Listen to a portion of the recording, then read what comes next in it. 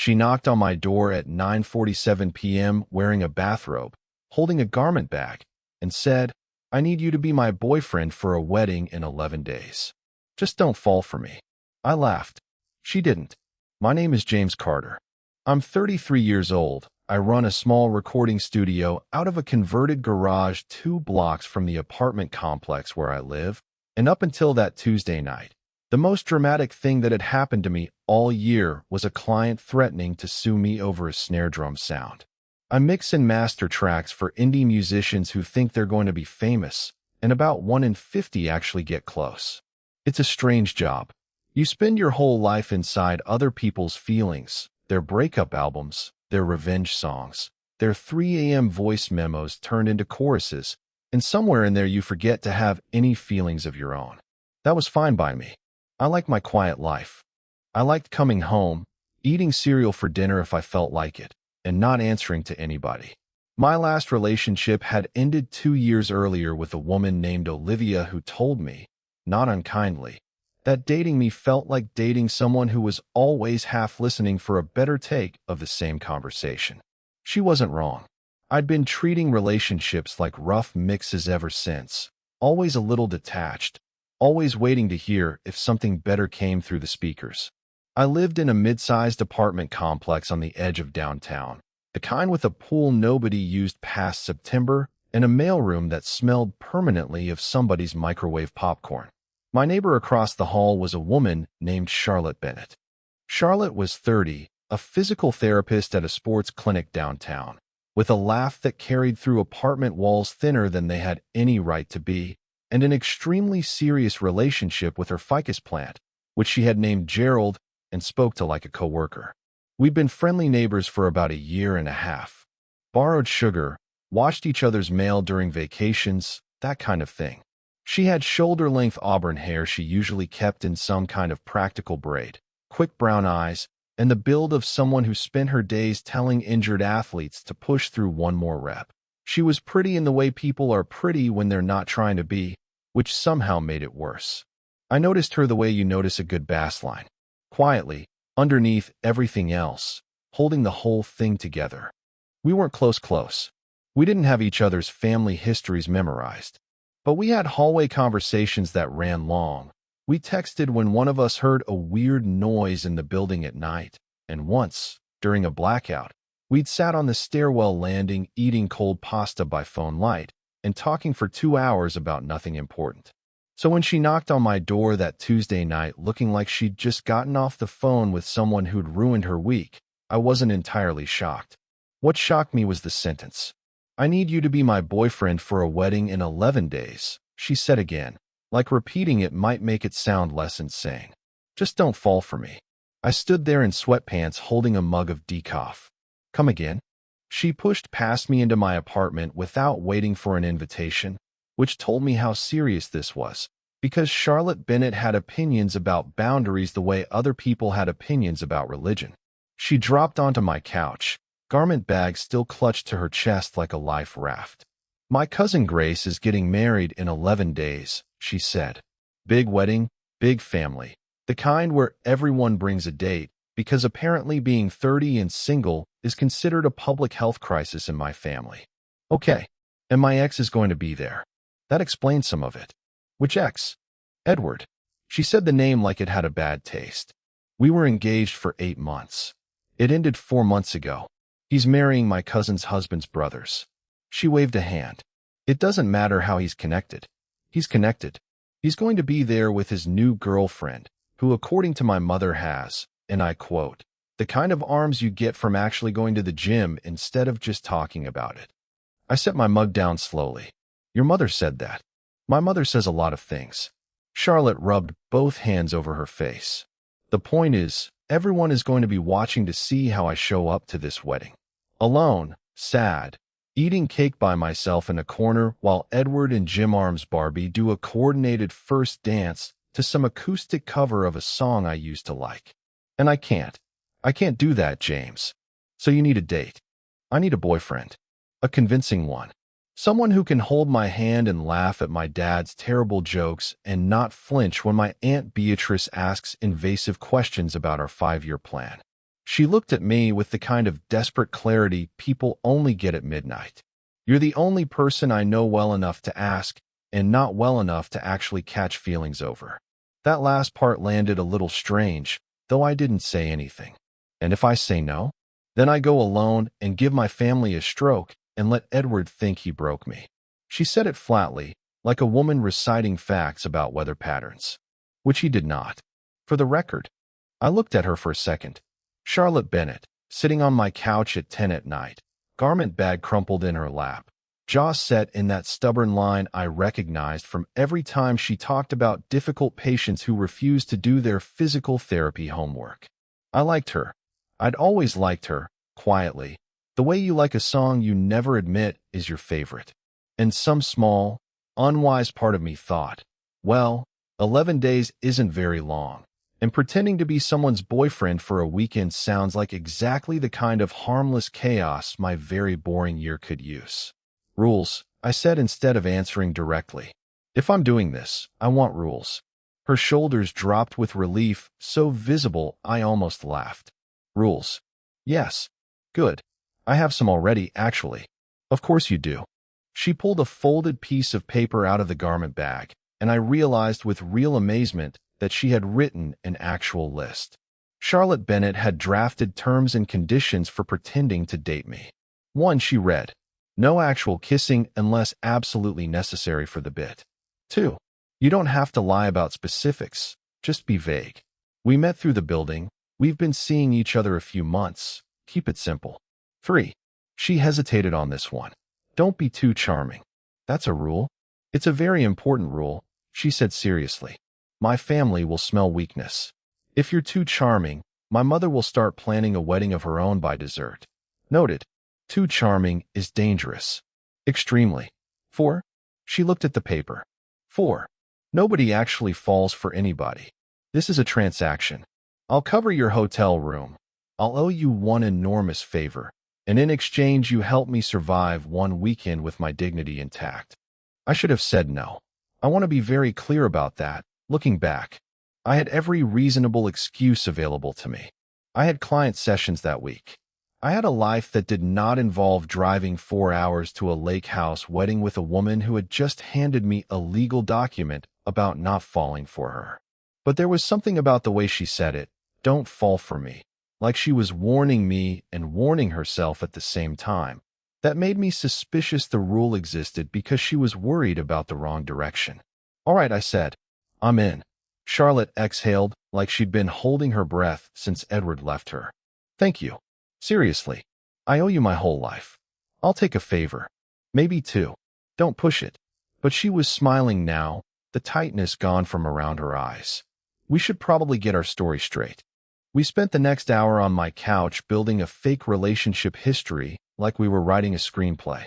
Met in the hallway over a delivery mix-up. Bonded over her plant dying and me pretending to know anything about plants. Started dating slowly, no drama, no rush. It was almost fun, cataloging a version of us that had never happened, except every time she laughed at something I said. Some part of my brain quietly filed it away as evidence in a case I hadn't agreed to build. The 11 days that followed were stranger than I expected.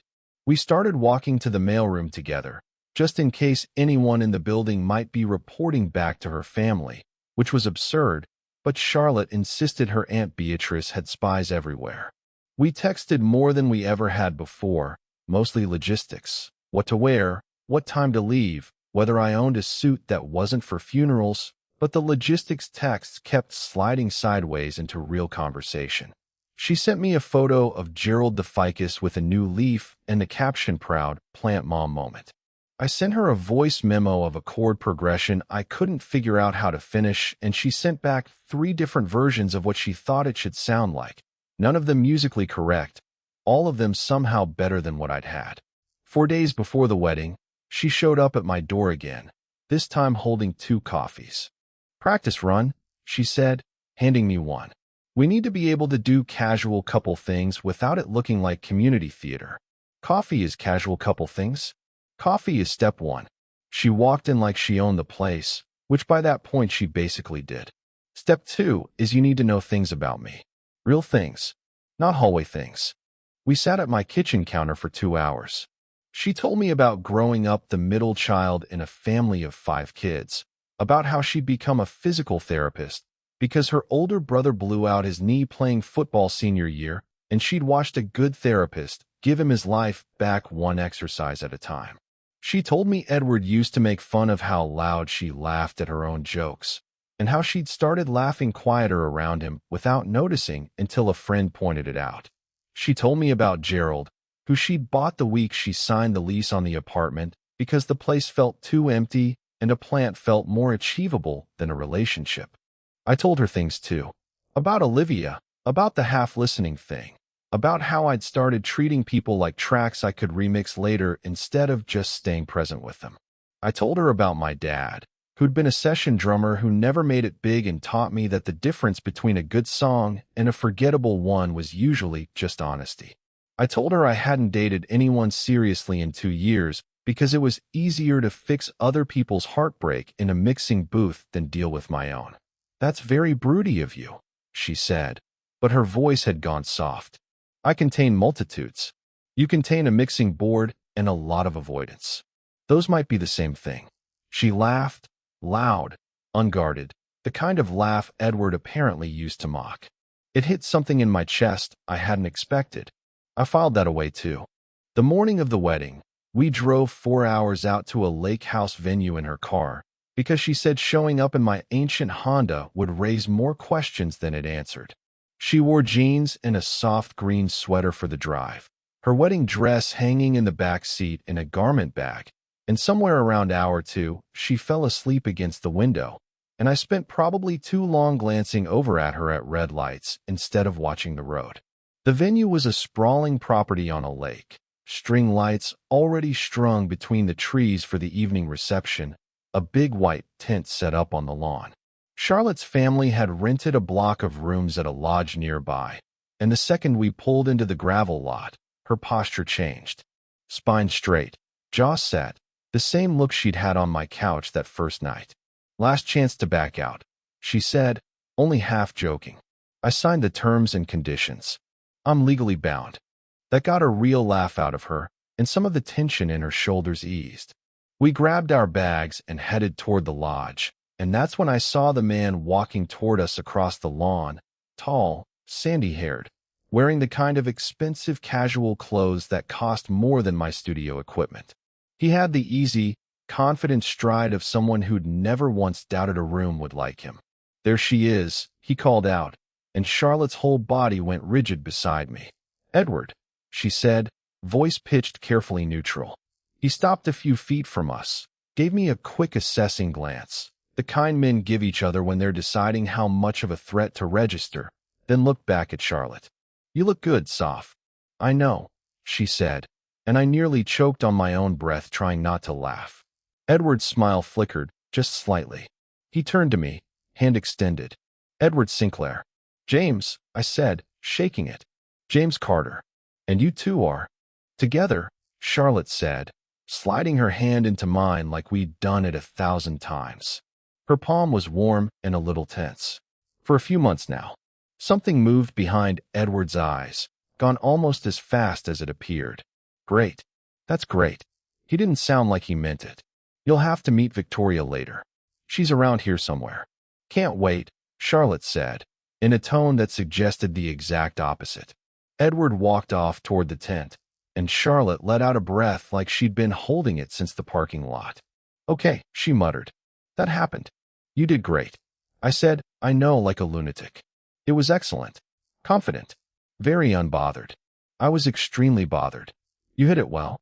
She looked at me then, something grateful and a little surprised in her expression, like she hadn't fully believed I'd actually show up for this. Thank you, she said quietly. For real. We haven't even started the hard part yet. I know. I'm choosing to be grateful in advance. The rehearsal dinner that night was the first real test. Charlotte's family turned out to be exactly the kind of loud, warm, overwhelming crowd she described. 5 siblings, assorted spouses, a rotating cast of aunts and uncles who all seemed to have strong opinions about everyone's life choices. Her mother, A sharp-eyed woman named Margaret with the same auburn hair as Charlotte cornered us within 20 minutes. So, Margaret said, looking me over the way you'd inspect produce at a grocery store. James, Charlotte tells us almost nothing about you, which either means you're boring or you're serious. I'm hoping for serious. I'd like to think I'm at least a little interesting, I said. But I understand the concern. He runs a recording studio, Charlotte jumped in. He's worked with actual bands you've heard of. Have I heard of them? Probably not, I admitted. But they're very talented. Margaret laughed, short and surprised, like she hadn't expected honesty. At least he's not full of himself. That's new for you, Charlotte. Charlotte's smile tightened just slightly, and I understood the reference immediately. Edward, presumably, had been exactly that. Full of himself. I slid an arm loosely around Charlotte's waist, more instinct than plan, and said, she keeps me humble. It's a full-time job for her. Margaret's eyebrows lifted, but she looked pleased. Good. Keep him humble, sweetheart. It builds character. She wandered off toward the bar, and Charlotte exhaled beside me. That went well, she whispered. Your mom likes me. My mom likes you more than she liked Edward after 8 months of engagement. That's either a great sign or deeply concerning. I'll take great sign. Dinner went smoother than either of us expected. We fell into an easy rhythm, finishing each other's sentences about our fake meet cute, trading looks across the table during her uncle's long stories. And somewhere between the salad course and dessert, I stopped tracking which parts of the performance were performance and which parts weren't. When her younger brother asked how we knew we were serious about each other, Charlotte answered before I could. Something about how I made her laugh even when she didn't want to, and the way she said it didn't sound rehearsed at all. Edward and his girlfriend Victoria sat 2 tables over, and I caught him watching us more than once throughout dinner, his jaw tight in a way that told me the breakup hadn't been quite as mutual as Charlotte had implied. Victoria was polite and pleasant and, as advertised, had genuinely impressive arms. But there was something performative about the way Edward kept touching her shoulder, kept laughing a beat too loud at her jokes, like he was staging his own show for an audience of exactly 1 person across the room. Later, out on the lodge porch after most of the family had gone up to their rooms, Charlotte leaned against the railing, a glass of wine in her hand, looking out at the dark lake. You okay? I asked, joining her. I keep waiting to feel something when I look at him, she said. Edward, I keep thinking there's supposed to be this ache, you know? 8 months of engagement should leave a mark. Does it? She considered it. A little. But it's not what I expected. It's more like embarrassment. That I didn't see it sooner. See what? That he needed an audience more than he needed me. She swirled her wine, watching the lake instead of me. He used to get this look whenever I did something well at work, or my family praised me for something, like he was doing math on whether it took anything away from him. That sounds exhausting. It was. I just didn't realize how exhausting until it stopped. She glanced at me sideways. You don't do that. Do what? Compete with me for the room. I thought about that for a second, about all the ways I could have made this weekend about proving something to her family, to Edward, to anyone. I don't need the room, I said. I just needed you to survive it. Something shifted in her expression, soft and unguarded. The kind of look that had nothing to do with rules or transactions or garment bags full of terms and conditions. Then, like she'd caught herself doing something forbidden, she looked back at the lake. We should get some sleep, she said. Big day tomorrow. Right. Wedding day? Rule 4, she said. But it came out quieter than the other times she'd invoked it, like she wasn't entirely sure she believed it anymore either. Before all that, though, there was the morning after the rehearsal dinner, which nearly undid the whole arrangement before the actual wedding even started. I woke up early, before 6, unable to sleep in the unfamiliar lodge bed, and wandered down to the small dock behind the property where the lake sat flat and silver in the pre-dawn light. Charlotte was already there. Wrapped in a blanket she must have taken off her bed, knees pulled to her chest, staring out at the water like it owed her an explanation. Couldn't sleep either? I asked, sitting down beside her on the weathered wood. I keep running the numbers, she said. 200 guests. At least 40 of them are going to ask why Edward and I really ended things.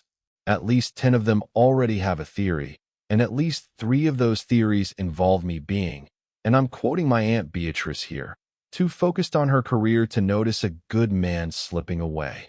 That's a lot of theories for one lake house. You have no idea.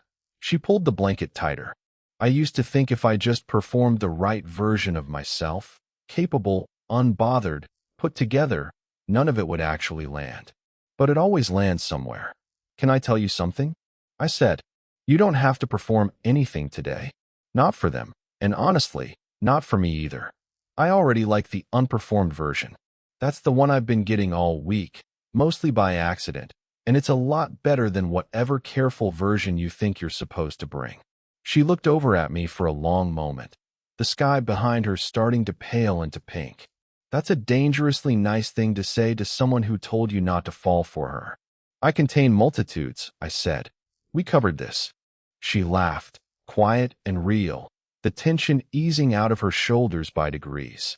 We sat there until the sun properly came up, not talking much after that, just watching the light change on the water, and something about the silence between us felt more honest than half the conversations we'd staged all week. The morning of the actual wedding, Charlotte disappeared with the bridal party to get ready, and I spent a couple hours wandering the property, helping the venue staff move chairs, making small talk with uncles who wanted to know my thoughts on vinyl versus digital recording. By the time the ceremony started, the lawn had filled with 200 guests in their finest, the lake glittering gold under the afternoon sun, and when Charlotte walked down the aisle as a bridesmaid in deep sage green, I understood, with the sudden clarity of a chord finally resolving, that I was in serious trouble.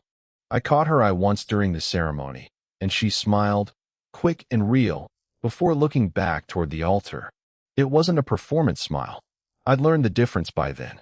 The reception was where everything started to unravel, in the good way, and then, briefly, in the bad way. Dinner went fine. Toasts went fine, though Grace's maid of honor made one joke about arranged marriages that got an uncomfortable laugh from half the tent. Then the dancing started, and Charlotte pulled me onto the floor during a song neither of us knew the words to, and for a few minutes it stopped feeling like a performance entirely. "You're a surprisingly good dancer," she said, one hand on my shoulder, my hand at her waist, the string lights swaying overhead. "Session musician's kid. You pick things up. Is there anything you're bad at?" "Plants," I said, and apparently keeping my distance from women who explicitly told me not to fall for them. The words were out before I'd fully decided to say them. Charlotte's steps slowed. She looked up at me, something uncertain moving across her face. "James." "I know. Rule 4. James, well, isn't this cozy?" Edward's voice cut between us before she could finish, smooth and a little too loud, the way people get when they've had exactly enough champagne to lose their filter, but not enough to lose their aim. He'd appeared at the edge of the dance floor, Victoria nowhere in sight. The recording studio guy and my ex-fiancé. What a story you two must have. Charlotte stepped back from me slightly, chin lifting. "Edward, this isn't the time." "No, I think it's exactly the time." He looked at me, something ugly flickering behind the polish. "You know she does this, right? Finds someone new the second things get complicated. Doesn't actually deal with anything." "Edward," Charlotte said sharply, "stop. I'm just being honest, for once, since apparently nobody in this family wants to be." His eyes stayed on me. "Ask her why the engagement really ended. Ask her how many nights she spent working late instead of coming home. Ask her if she's capable of actually choosing someone instead of just auditioning them." The music kept playing around us, but the small circle of guests near the dance floor had gone quiet, watching. Charlotte's face had drained of color, her jaw tight, hands curled at her sides. I recognized the look. It was the same one from the parking lot, the same one from the porch, the look of a woman bracing for a hit she'd taken before. I could have let it slide, could have made a joke, defused it, walked her away from the scene the way the terms and conditions probably would have advised. Instead, I felt something settle in my chest, calm and certain in a way I hadn't expected from myself. "You know what's interesting?" I said, keeping my voice level. is that in 11 days of getting to know Charlotte, not one single thing you just said matches the person I've actually met. She works late because she cares about her patients enough to finish the job right. She chose to come here today, alone if she had to, instead of hiding from a room full of people who'd judge her for it. That's not someone incapable of choosing. That's someone who chooses hard things on purpose. Edward's mouth twitched. You've known her 11 days. 11 days was enough to see more of her than you apparently managed in 3 years. I kept my tone even, not cruel, just certain. You don't get to stand here at someone else's wedding and rewrite her because your ego's still bruised that she left. That's not honesty. That's just cruelty wearing honesty's clothes. The small crowd around the dance floor had gone very still. Edward's face had gone red, jaw working like he wanted to say something else and couldn't quite land on it. Victoria appeared at the edge of the tent just then, having clearly heard enough of it to understand what was happening, her expression somewhere between embarrassed and furious. Edward, she said sharply, what are you doing? He looked between us, some of the bravado draining out of him now that an actual audience had arrived, and it wasn't the one he wanted. Nothing, he muttered. Forget it. No, Victoria said, arms crossed. I don't think I will. You told me this was over. You told me you were fine. He didn't answer. Victoria shook her head and walked off toward the parking lot, and after a beat of hesitation, Edward followed her, the whole confrontation deflating as fast as it had started. The band, God bless them, picked that exact moment to launch into something upbeat, and the small crowd of onlookers slowly drifted back into their own conversations, the way people do when the show ends and they remember they have their own lives. Charlotte stood very still beside me, staring at the space where Edward had been. You okay? I asked quietly. She didn't answer right away. When she looked at me, her eyes were bright, not quite crying, but close. Nobody's ever done that before, she said. Done what? Defended me like that. Edward used to let his friends make comments about my work schedule and just laugh along so he wouldn't have to deal with the conflict. She wiped quickly under one eye. I used to think that was just how it worked, that you had to earn people standing up for you. You don't, I said. You just do, especially for people who deserve it. Her breath caught slightly. James. Yeah, I think Rule 4 might be a problem. My heart did something complicated in my chest. Which part? The part where I told you not to fall for me. She looked down, then back up, something brave and terrified in her expression at the same time. Because I think I broke it first. I didn't say anything clever. I didn't have anything clever left in me by that point. I just reached for her hand, and she let me take it, and for a second the whole tent, the lights, the band, the entire wedding, blurred into background noise the way it does in a good mix when you finally isolate the vocal track and hear what the song was actually about the whole time. Can I kiss you? I asked. For real this time. Not for the bit. Please, she said, and I did. It wasn't dramatic or showy. It was quiet and a little unsteady and completely real. And when we pulled apart, she was smiling in a way I hadn't seen from her all weekend, unguarded, like something she'd been holding tense for months had finally let go. For the record, she said, that violates at least 3 of my rules. I counted 4. You're very thorough. It's a professional skill. We didn't leave the dance floor again for the rest of the night. Charlotte's mother watched us from the head table with an expression I couldn't quite read, something between suspicion and satisfaction, and later, as the reception wound down, she pulled Charlotte aside near the gift table. I hovered close enough to catch pieces of it. That display on the dance floor, Margaret said. That wasn't for show. No, Charlotte admitted. It wasn't. How long? I don't know, Mom. Today. Maybe longer than today, and I just didn't want to admit it. Margaret studied her for a long moment, then glanced over at me, still standing near the gift table pretending very badly not to eavesdrop. He stood up to Edward in front of 200 people, she said. I've been waiting 3 years for someone to do that. Me too, Charlotte said quietly.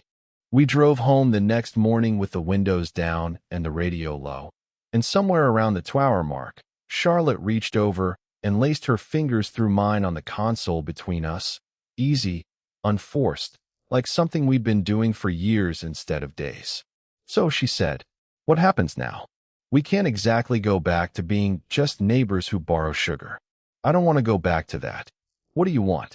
I glanced at her, at the sunlight catching in her hair, at the small satisfied smile she was trying and failing to hide. "I want to actually take you out. No fake backstory. No terms and conditions. Just us, figuring out if the real version is as good as the pretend one." "It already is," she said, and I believed her. The weeks that followed felt strangely easier than I expected, given how the whole thing started. We didn't have to fabricate a history anymore. We just kept building the real one. Dinner at the little Thai place 2 blocks from the studio. Sunday mornings with terrible coffee and good company. The slow, unglamorous work of learning someone properly instead of just performing a version of knowing them for an audience. Gerald the ficus got a second plant friend, a small succulent I brought over that Charlotte named Reginald, and our building's mailroom rumor mill, apparently very real, decided we'd been secretly together for months before the wedding, which made both of us laugh every time someone mentioned it. Edward texted Charlotte once, about 3 weeks later, some vague half-apology that read more like an attempt to reopen a door than actually close one. She showed it to me before responding, which felt like its own kind of milestone, and then she wrote back 4 words. "I'm genuinely happy now." She didn't hear from him again after that. It wasn't all easy, though, and I think the honest version of this story has to include the part where it almost fell apart. About 2 months in, right around the time we'd stopped pretending there was anything fake about us at all, Charlotte went quiet in a way I hadn't seen since the wedding weekend. She started answering texts a beat too late. She stopped knocking on my door after work the way she'd gotten used to doing, and when I asked her about it directly, she gave me the kind of vague, deflecting answer she used to give her family about her 5-year plan. I gave her a few days of space before I crossed the hallway myself, 2 coffees in hand, and knocked on her door instead of waiting for her to knock on mine. She opened it in scrubs from a long shift, hair falling out of its braid, and didn't look surprised to see me, which told me she'd been expecting this conversation even while avoiding it. "You don't have to let me in," I said, "but I wanted you to know I noticed you'd gone somewhere far away this week, and I wasn't going to pretend I hadn't." She let me in. We sat on her couch, Gerald the ficus watching from the windowsill like a silent witness, and for a long moment, she just held her coffee without drinking it. "I keep waiting for the part where this turns out to be temporary," she finally said. "Where you realize the real version of me isn't as interesting as the 11-day performance version, and you quietly start pulling back the way everyone eventually does." "I'm not Edward," I said, careful to keep my voice even, because I understood by then that reassurance delivered too forcefully just sounded like another performance to her. "But I also know you don't owe me the benefit of the doubt just because I've been decent for 2 months. 2 months isn't the same as a life. I get why that's not enough yet." She looked up at me, something surprised moving behind the tiredness in her eyes. "That's not what I expected you to say." "What did you expect?" "I don't know. A speech about how you're different. Some big declaration." She set her coffee down, untouched. "Instead, you're just agreeing that I'm allowed to be scared. You spent 3 years with someone who made wanting things feel like a liability," I said. "That doesn't undo itself just because the next guy shows up with coffee and good intentions." Something in her seemed to loosen at that, the careful distance she'd been keeping finally cracking. "I'm so tired of sabotaging things before they get a chance to actually hurt me," she said quietly. "It feels so stupid, doing it on purpose like that." "It's not stupid," I said. "It's just familiar. Familiar feels safer than good. Sometimes, even when good is right in front of you." I reached over and took her hand, the same way I had on the dance floor months earlier. "I'm not going anywhere, sophomore. Not when you pull away, and especially not when you pull away, because that's usually exactly when you need someone to stay the most." She let out a long breath, the tension finally leaving her shoulders, and leaned into my side the way she had in the car, driving home from the wedding. "That's an annoyingly perceptive thing to say," she murmured, echoing her own words back at herself from that very first night on my couch, and I felt her smile against my shoulder, small but real. After that, things settled into something steadier, the kind of steady that doesn't announce itself, but that you notice only in hindsight. The way you notice a house has stopped creaking only once the settling has finally finished. She stopped flinching when I mentioned next year. She started leaving a spare key under my mat without either of us discussing it out loud. Small things. The kind of things that don't look like trust rebuilding while they're happening, but that turn out to be exactly that once you look back on them properly. 6 months in, Charlotte's family threw a big 4th of July barbecue, the whole loud, chaotic crew of them. And this time nobody asked me invasive questions about our 5-year plan because apparently, according to Aunt Beatrice, it was obvious enough without asking. Charlotte's mother pulled me aside near the grill at one point, handed me a beer, and said, "You know, I liked you before I even understood why she was so nervous introducing you." "That's rare. I liked her before I understood I wasn't supposed to," I said. "Rule 4 and all that." Margaret laughed, loud and warm, so much like her daughter's laugh that it caught me off guard every time. "That girl and her rules," she said. "She's always been terrified of choosing something and it not working out. Losing Edward made that worse for a while. You made it better." "She made it easier to be brave," I said. "I just showed up." "Sometimes that's the whole thing," Margaret said. "Showing up when it matters." A year after the wedding, almost to the day, I took Charlotte back to that same lake, a different property down the shore, quiet, no string lights, no 200 guests, just the two of us and a picnic blanket and the low gold light of early evening. She teased me the whole drive about ruining a perfectly good anniversary with unnecessary sentimentality, and I let her, because I knew what was coming and she very clearly didn't.